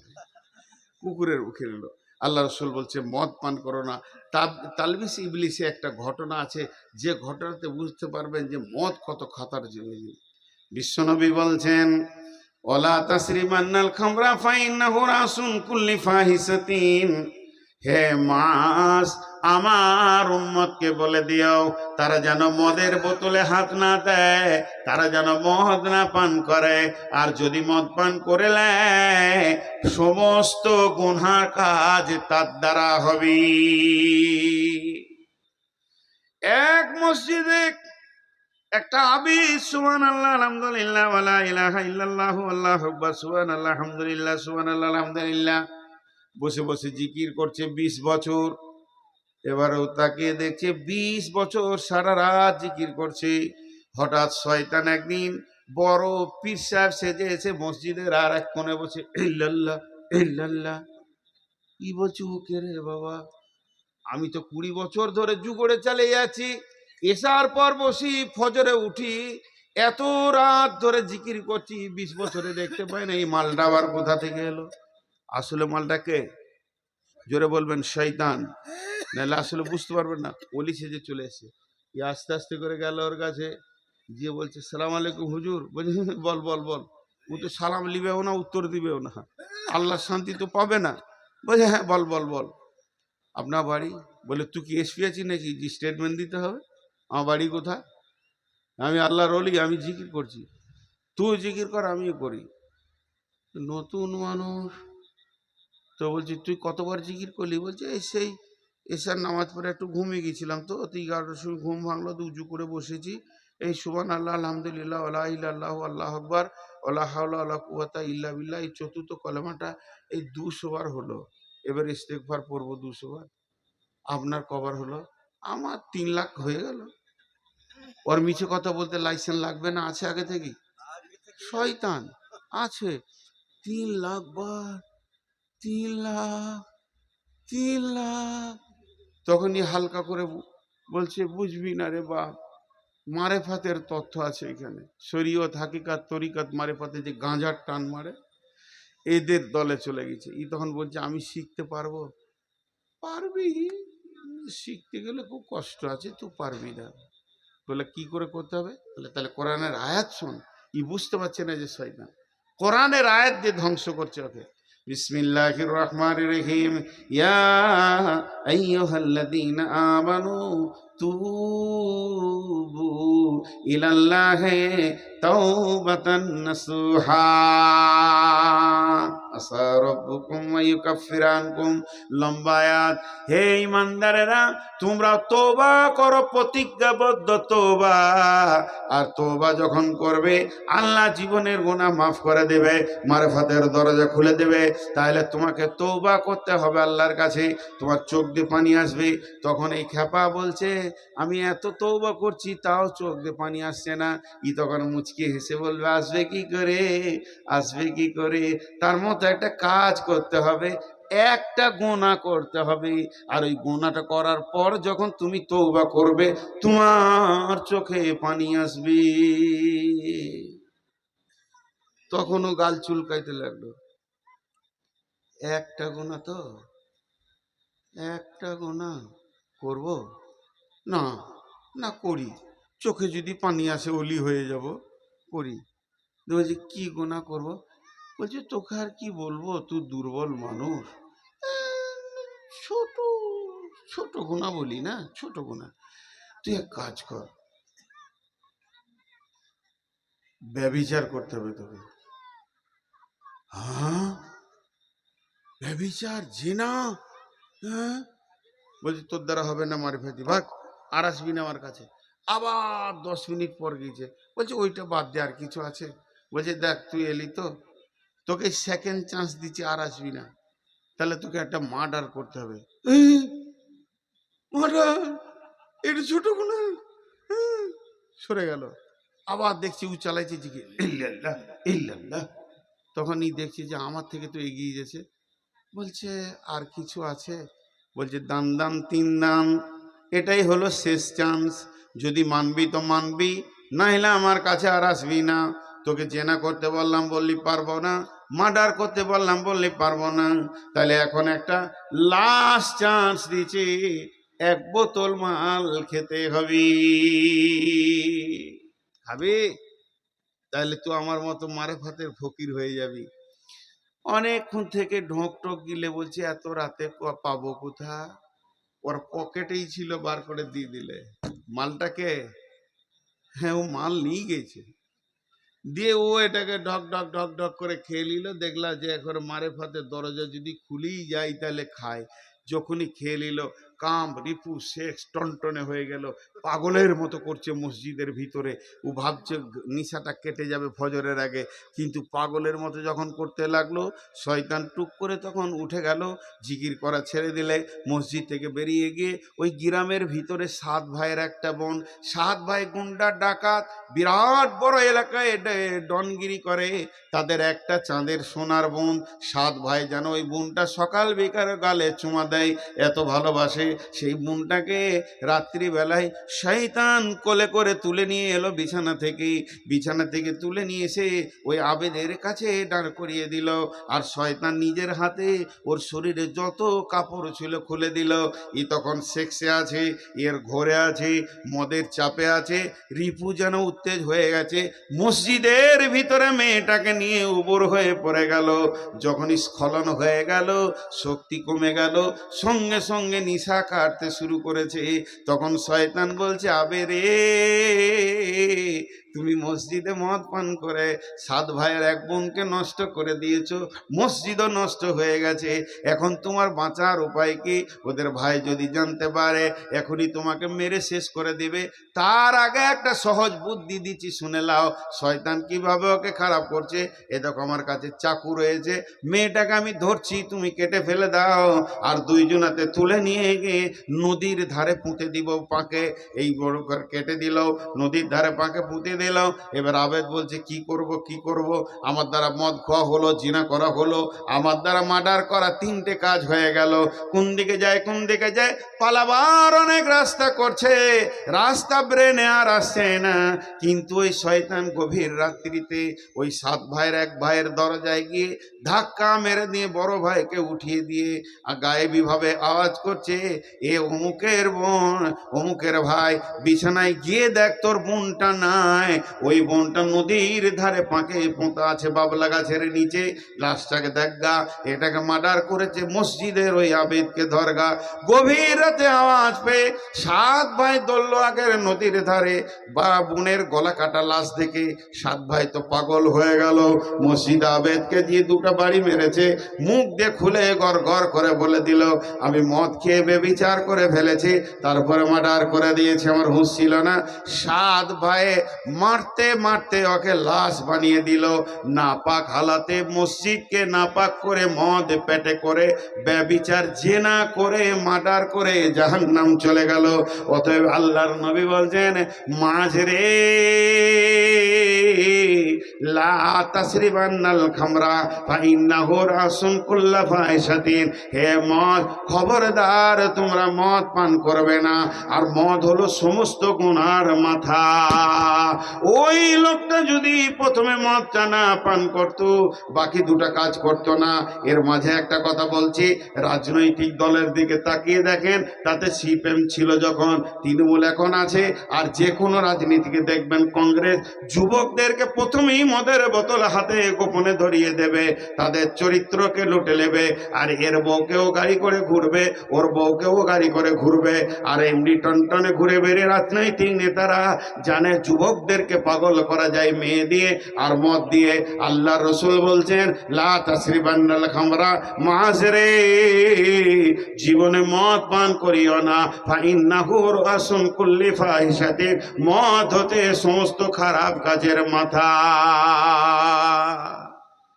মিনাল জিন্নাতি ওয়ান নাস, এই কথাটা যদি ব্যাখ্যা করা যায়, এই দলে রাজনীতি নেতারা পড়বে, নেতারা ভালো ভালো চরিত্রবান ছেলেদেরকে একদম শেষ করে দিচ্ছে, শেষ করে দিচ্ছে। ও ডিগ্রিওয়ালা ছেলেদেরকে আগে মদের বোতল ধরিয়ে দিচ্ছে, আর অমুকের বউকে নিয়ে ছবি তুলতে হবে, আবার দিয়ে আসগা, এই করতে করতে চারিদিকে গোলমাল লাগিয়ে দিয়ে রাজনীতি খেল চলছে। ওই জন্য আল্লাহ রসুল হুঁশিয়ারি করে দিলেন। ক নম্বর বলা হলো, ওয়াইয়াকা ওয়াল মাসিয়া ফাইন্না বিল মাসিয়াতি হাল্লুন সাকাতুল্লাহি। মুআয রাদিয়াল্লাহু তাআলা আনহুকে আল্লাহর নবী বলছেন, মুআযরি, যে এলাকায়, যে গ্রামে, যে বস্তিতে, ভালো করে বুঝবেন, একবার বলবো এটা, 2বার বলবো না। যে এলাকায়, যে গ্রামে, যে বস্তিতে, যে এলাকায়, যে গ্রামে, যে বস্তিতে কাবিরা গোনা প্রকাশ্যভাবে চলবে, কাবিরা গোনা প্রকাশ্যভাবে চলবে, রাজপথের দ্বারে লুডু চলবে, তাস চলবে, দাবা চলবে, রাজপথের দ্বারে চলবে জেনা ব্যভিচার সুদ প্রকাশ্য চলবে। আর ওই সময় যদি লোক চুপ করে বসে থাকে, কিছুই না বলে, আল্লাহ এলাকাকে ধ্বংস করে দিবি। ওয়াইয়াকা ওয়াল ফিরারা মিনা ওয়াইয়াকা ওয়াল মাসিয়া ফাইন্না বিল মাসিয়াতি হাল্লুন সাকাতুল্লাহি। এটা 5 নম্বর। যে বস্তিতে তুমি হাঁটবে, দুধারে দেখবে কাবিরা গুনাহ চলছে, প্রতিবাদ করার কেউ নাই, তখন তুমি জেনে নাও কিয়ামত কাছিয়ে গেছে। ইমাম মাবিয়া যখন মসজিদে নববীর ইমাম হলেন, একদিন জুমার খুতবা দিচ্ছে। খুতবার বিষয়বস্তুটা হচ্ছে, বাইতুল মাল আমার ব্যক্তিগত মালের মতো, যা মন যাবে তাই করব, তোমরা পূজারা কেউ কিছু বলতে পাবে না। শুধু একটা জুমাই খুতবা দিল। খুব কঠিন মানুষ ছিলেন, শক্ত মানুষ ছিলেন, হুঙ্কারওয়ালা ব্যক্তি ছিলেন। দ্বিতীয় জুমা উঠে আবার ওই একই বক্তব্য দিলেন, বাইতুল মাল আমার মাল, এ ব্যাপারে তোমাদের কোনো কমান্ড শোনা হবে না, কথা বললে একদম শেষ করে দেব, যা মন যাবে করব। দ্বিতীয় জুমা চলে গেল, তৃতীয় জুমা আবার ওই রকমই মুখ খুলেছে, বাইতুল মাল আমার নিজের মালের মতো। এই 2-3 কাতার একটা লোক বসেছিল, গ্রামের লোক, ওই পাড়াগাঁ থেকে এসেছে, ওখানে জুমা পড়ে, ওই জায়গায় কন্টিনিউ জুমা পড়ে, ঝাগড়া ঝাগড়া চুল, মাথায় তেল নাই, এত অভাবী, সব দিন খেতে পায় নাই। সে জুমাতেই দাঁড়িয়ে গেল, দাঁড়িয়ে এরকম আঙুল তুলে বলছে, ইমাম মাবিয়াক, আর একবার যদি আপনি বাইতুল মাল আমার মাল বলেন, আমি একাই জিহাদ ঘোষণা করলাম, আপনার জিভ ছিঁড়ে বের করে নিব। আর একবার যদি বাইতুল মাল আপনি নিজের মালের মতো ব্যবহার করব যদি বলেন। ইমাম মাবিয়া মিম্বার থেকে নামলো, লোকটাকে বুকে জড়িয়ে ধরে 2 গালে চুমা দিল। চুমা দেওয়ার পর বলছে, ভাই, আমি নবীজির কাছে শুনেছি, যখন বাইতুল মালের অপব্যবহার চলবে, মানুষ স্বাধীনভাবে ব্যবহার করবে, কোরআন হাদিসের নীতি মানবে না, রসুলের নীতি মানবে না, তার প্রতিবাদ করার কেউ থাকবে না, তো জেনে নাও ওই বাদশাও জাহান্নামে যাবে, আর এলাকাটাও ধ্বংস হয়ে যাবে। বাইতুল মালের অপব্যবহার হলে আল্লাহ সেখানে রেগে যান। অতএব আমি প্রথম জুমাতে টেস্ট করেছিলাম, 1 সপ্তাহ কোনো লোক প্রতিবাদ করেনি, আমি 1 সপ্তাহ রাতে ঘুমাতে পারিনি। আমি দ্বিতীয় জুমাতে বললাম, তখনও কেউ প্রতিবাদ করেনি। আজকে 15টা রাত আমি ঘুমাইনি, আজকে আমি উঠলাম আর প্রতিবাদটা তুমি করলে, এখন আমি বুঝে নিলাম সেই জাহান্নামী বাদশাটা আমি নয়। না হলে বাইতুল মালকে স্বাধীনভাবে যারা ব্যবহার করে, দেখবেন অনেক মাদ্রাসা আছে, আমি একটা মাদ্রাসার নাম বলে দিতে পারবো, অনেক মসজিদ আছে, তারা বাইতুল মালকে ক্যাশিয়ার মেম্বার স্বাধীন ব্যবহার করে। এটা করা যাবে না, শরীয়তের দৃষ্টিতে ব্যবহার করতে হবে, আলেমের পরামর্শে ব্যবহার করতে হবে। তারা একটা হাদিস জানে না, কোরআন জানে না, অথচ মাদ্রাসা শিক্ষকদের পরামর্শও নেয় না, নিজের স্বাধীন ব্যবহার করে। বিশ্ব নবী ফয়সালা টেনে দিয়েছেন। তা আল্লাহর নবী ঠিক বললেন, যখন তুমি দেখবে পূব দিকে কালো মেঘ উঠেছে, তখন বৃষ্টি হবে, এটা যেমন নিশ্চিত। যখন বাইতুল মালের অপব্যবহার চলবে, আর রাজপথে যখন কাবিরা গোনা চলবে, রাজপথে যখন একদম প্রকাশ্য জেনা ব্যভিচার, নারীর কাপড় ধরে টানাটানি, পুরুষের পেছনে নারী দল, মদ জুয়া তাস লুডু দাবা গাঁজা সব চলবে, আর প্রতিবাদের কেউ থাকবে না। আল্লাহর নবী বলেন, মাস রে, তুমি আমল নামার ব্যাগটা রেডি করে লিও, এবার পৃথিবী ধ্বংস হবে, তোমাকে জান্নাতে যদি যেতে হয় আমার উম্মতকে বলে দিও, কালো মেঘ উঠলে মানুষ যেমন ধান গম শুকাতে দিলে তুলে নেয়, গুটিয়ে নেয় যাতে ভিজে না যায়, ঠিক ওই রকম তুমিও আখেরাতের জন্য তৈরি হয়ে যাও, আল্লাহ এলাকাকে ধ্বংস করবে। 6 নম্বরে আল্লাহর নবী বলছেন, ওয়াইয়াকা ওয়াল ফিরারা মিনাজ জাহফি ওয়া ইন হালাকান নাস। এটা বিশ্ব নবী বলেছেন, এটা বিশ্ব নবী বলেছেন, এটা বিশ্ব নবী বলেছেন, নবী মুহাম্মদুর রাসূলুল্লাহ সাল্লাল্লাহু আলাইহি ওয়াসাল্লাম বলেছেন। আর এই আইনটা সারা পৃথিবীকে মেনে নিতে হয়েছে। বিশ্ব নবী বলছেন, মাদ যখন জিহাদের ময়দানে নেমে যাবে, চলছে রানিং মহড়া, রানিং জিহাদ চলছে, তোমার সামনে কদমে জান্নাতের দরজানো হু হু করেছে, আর হুর পরীরা তোমাকে হাতছানি দিয়ে ডাকছে, তবে পেছন দিকে তুমি পা বাড়াবে না, পেছন দিকে জাহান্নাম দাও দাও করে জ্বলছে। জিহাদের ময়দানে যখন তুমি নেমে যাবে, একদম রানিং জিহাদে নেমে যাবে, তোমার সামনে কদমে জান্নাত থাকবে, পেছন কদমে জাহান্নাম থাকবে। আল্লাহর নবী বলছেন, ওয়াইয়াকা ওয়াল ফিরারা মিনাজ জাহফি, জিহাদের ময়দান থেকে খবরদার তুমি পালাবে না। ওয়াইন হালাকান নাস, তোমার সমস্ত সাথী যদি রক্ত মাখা পড়ে থাকে শহীদ হয়ে, তুমিও ওদের দলের নামটা লিখিয়ে দাও যে শহীদ হয়ে যাও, তবু পেছন ফিরে পালায়ো না, মাজ পালায়ো না, আল্লাহ নারাজ হয়ে যাবে। কারণ তুমিও শহীদ হয়ে যাও, তুমিও আল্লাহর কাছে চলে যাও। এটা হলো 6 নম্বর, খবরদার তুমি ওখান থেকে পালাবে না। ওয়াইয়াকা ওয়াল ফিরারা মিনাজ যাহাবি ওয়া ইলহানাকান নাস। 7 নম্বর আল্লাহর নবী বলছেন ওয়াইয়াকা ওয়াল ফিরারা মিনাজ ওয়া ইন আসাবান নাসে মাউতুন আনতা ফীহি ফাসবুত ওয়া ইন আসাবান নাসে মাউতুন ওয়াইন আসাবান নাসি মাউতুন আনতা ফীহি ফাসবুত। এই আইনটাও আল্লাহ একবার দেখিয়ে দিলেন। আল্লাহর নবী বলছেন মহামারী কখন কখন এসে যাবে, কখনো কলেরা আসবে, বসন্ত আসবে, কখনো আর কিছু আসবে, দল দল খালি লাশ বেরোবে, সকাল বিকাল মানুষ মরে যাবে। আল্লাহর নবী বললেন ওয়াইন আসাবান নাসি মাউতুন আনতা ফীহি ফাসবুত। তখন তুমি সফর বন্ধ করে দাও, ঘরের মধ্যে বসে যাও। তবে জেনে নাও মহামারী তোমার মতের মালিক নয়, তোমার মতের মালিক হলো আল্লাহ। করোনা চলে এলো, করোনায় যদি মতের মালিক হতো, যে লোকগুলো মরেছে এরাই কি করোনা হয়েছে, তাদের পাশে পাশে আমি ঘুরলাম, আমার কেন হলো না? আমি একটা রানিং করোনার রোগীর গায়ে হাত দিয়ে দোয়া করে আসলাম। রাতের গোপনে গেলাম, সেখানে যেতে পারি না, মসজিদের চাপে পড়ে গিয়ে অনেক ঋণ হয়ে গেছে আর জালসাও বন্ধ, কি করে মসজিদের ঋণ শোধ করবো? দৌড়ে চলে গেলাম পূর্ব বর্ধমান কাটোয়া, সেখানে শুনছি করোনা হয়েছে, 3বার টেস্টে ধরা পড়েছে। তাকে গিয়ে বললে হুজুর আমার ভাইয়ের জন্য দোয়া করেন। বললাম ডেকে দেন। তার গায়ে হাত বোলাতেছি, হুজুর আমার গায়ে হাত দিবেন না। বলে না, আল্লাহর রাবার আকবার তাআলা পৃথিবী সৃষ্টি হওয়ার 50,000 বছর পূর্বে আমার মতের ডেট লেগেছে এবং কিভাবে আমি মরবো সেটাও লেখা হয়েছে। তুমি আমার মতের মালিক নও, কোনো মহামারী মতের মালিক নয়। তবে আল্লাহর নবী সফরটাকে বিরত করে দিয়েছে। এই গাঁয়ের লোক ওই গাঁ যাবে না, ওই গাঁয়ের লোক এই গাঁ আসবে না। এটা আল্লাহর নবী বলছেন ওয়াইন আসাবান নাস মাউতুন আনতা ফীহি ফাসবুত।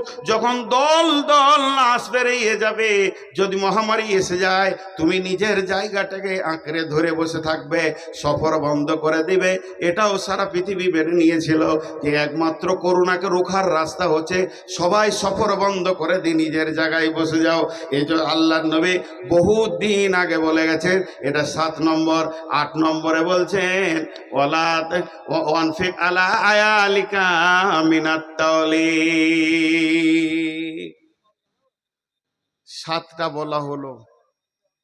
1 নম্বরে শিরক করিও না, 2 নম্বরে মা বাপকে কষ্ট দিও না, 3 নম্বরে নিজের সন্তান 3 নম্বরে খবরদার ফরজ নামাজ ছেড়ে দিও না, 4 নম্বরে মদ পান করবে না, 5 নম্বরে যে এলাকায় আল্লাহর নাফরমানি চলবে সে এলাকাকে ধ্বংস করবে, 6 নম্বরে যুদ্ধের ময়দান থেকে পালাইও না, 7 নম্বর হচ্ছে মহামারী হলে জায়গা ছেড়ে পালিয়ে যেও না। আর 8 নম্বরটা কি বললেন আল্লাহ নবী? ও আনফিক আলা আয়ালিকা মিনাত তাওলিক। এখানে মা বোনেরা রেডি থাকেন, যদি দেশি মুরগি ডিম থাকেন তো আমাকে 4টা করে দিয়ে পাঠাবেন। আমার তো বেটি আজকের জন্য আপনারা বাপ চাইছি, একটা লাইসেন্স দিব আপনাদেরকে, এত দামি লাইসেন্স দিব, খুশি হয়ে 4টা করে ডিম দেবেন সবাই, যেন 2 বছর ধরে খায়। দেখেন না, এটা তর্জমা করলে মেয়েরা খুশি হয়ে যাবে।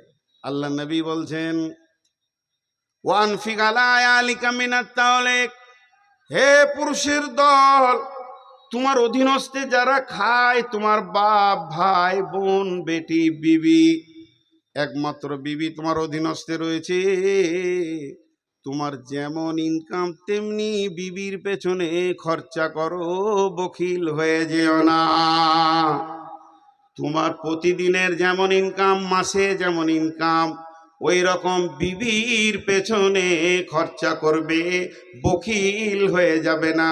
ওই মেয়েটাকে 16, 17, 18 বছর পর্যন্ত আব্বা মা কলিজা খাইয়েছে, ভালো ভালো ফল খাইয়েছে, এত সুন্দর করে তোমার কোলে তুলে দিয়েছে। যেদিন ব্যবহারের যোগ্য হয়েছে সেদিন তোমাকে দিয়েছে। আর তুমি কত হার কিপটে মাল, এখন আঙ্গুর যেন বাজারে থোকা থোকা রয়েছে, গোটা সিজন পেরিয়ে গেল, তুমি কিনে খাওয়ালে না। এজন্য বিশ্বনবী বলছেন ওয়ানফিক আলা আয়ালিকা মিনাত তাওলিক। তোমার যেমন ইনকাম আছে অধীনস্থদেরকে অমনি খাও। মা বোনেরা লাইসেন্সটা নিবেন, ভালো করে আঁচলটা পাতেন, বেঁধে নিবেন। দিয়ে দিচ্ছি হাদিস থেকে। আল্লাহ রসুলের চাচার নাম ছিল আবু সুফিয়ান। আল্লাহ রসুলের চাচার নাম ছিল আবু সুফিয়ান। যে মাবিয়ার কথা বললাম ওর বাপ আবু সুফিয়ান, আর মাবিয়ার মায়ের নাম হচ্ছে হিন্দা। হিন্দা রসুলের চাচাকে কলিজাকে চাবিয়ে খেয়েছিল, পরে তৌবা করে ঈমান এনেছিল, আর আবু সুফিয়ানের সাথে বিয়ে হয়ে গেছিল। যে হিন্দা রসুলের চাচার কলিজা চাবিয়েছে, ওই হিন্দা রসুলের আরেক চাচাকে বিয়ে করে রসুলের চাচি হয়ে গেল।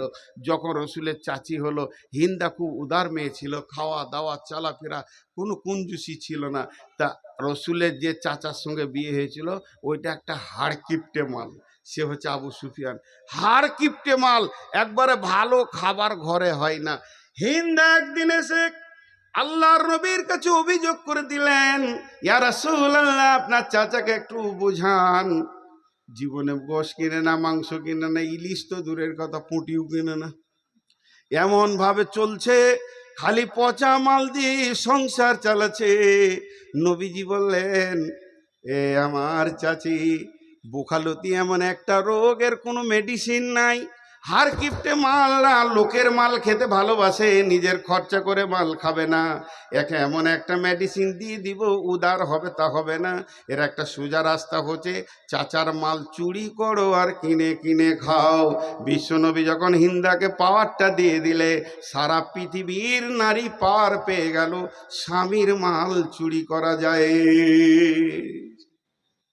4টা ডিমে হবে, স্বামীর পকেট মারা যায়, কতটা পরিমাণ যায়, ওই মাল মেরে আপনি বাপ ভাইকে দিতে পাবেন না, গোনা হয়ে যাবে। ওই মাল মেরে আপনি দান করতে পাবেন না। আঙ্গুর খেতে মন গিয়েছে, মাল কিনবে না, আপনি শিরিক করে একটা 500 টাকা বের করে নিয়ে 2 কেজি আঙ্গুর খেলেন, তোমাকে দেখায়েন না, দেখলেই তো প্রশ্ন হবে। আর যদি ধরে ফেলে যে আমার পকেটে 1500 ছিল, 1000 আছে, ঘরে তো আমরা 2টো লোক, আর কেউ নাই, বিটি তো চলে গেছে শ্বশুর বাড়ি, আর বেটা তো কলেজে থাকে বাইরে, যদি আপনাকে বলে 500 টাকা পেছি না, তো সোজা করে বলবেন আল্লাহর কসম আমি লিনি, গুনাহ হবে না। স্বামীকে মিথ্যা কথা বলবেন খুশি করার জন্য, আল্লাহু আকবার, ওই টাকা থেকে আমাকে কিছু ভাগ দিয়েন, তাতেও লাভ হবে, গুনাহ হবে না। তো আল্লাহ রসুল বললেন, ওয়ানফিক আলিকা মিনাত তাওলেক, 9 নম্বরে নবীজি বলছেন, ওয়ালা তারফা'আন নাসা কাল আদাবা, ওয়ালা তারফা'আন নাসা কাল আদাবা, আদবের লাঠিটা হাতছাড়া করে দিও না। স্ত্রীকে শাসন করার জন্যে, কন্যাকে শাসন করার জন্যে, ছোট ভাইকে শাসন করার জন্যে একটা লাঠি তৈরি করে রাখবে। যে ঘরে আদবের লাঠি থাকে, ওই ঘরে আল্লাহর রহমত বর্ষণ হয়। যেমন তুমি খাওয়াবে রাজার ভোগ, তেমনি দেখাবে তুমি বাঘের চোখ। কারণ তোমার অধীনস্থে যারা রয়েছে, এরা শরীয়তের বাইরে গেলেই তুমি ধুমকাবে, তুমি শাসন করবে। এটা আল্লাহ বলছে, আল্লাহ রসুল বলছেন, ওলা তারফানা আসাকাল আদাবা। 9টা হয়ে গেল।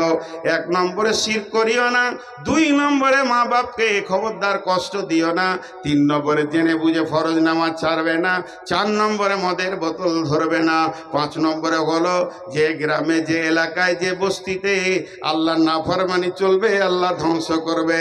6 নম্বরে হলো খবরদার জিহাদের ময়দান থেকে পালাবে না, জিহাদের ময়দানে তুমি শহীদ হয়ে যাও।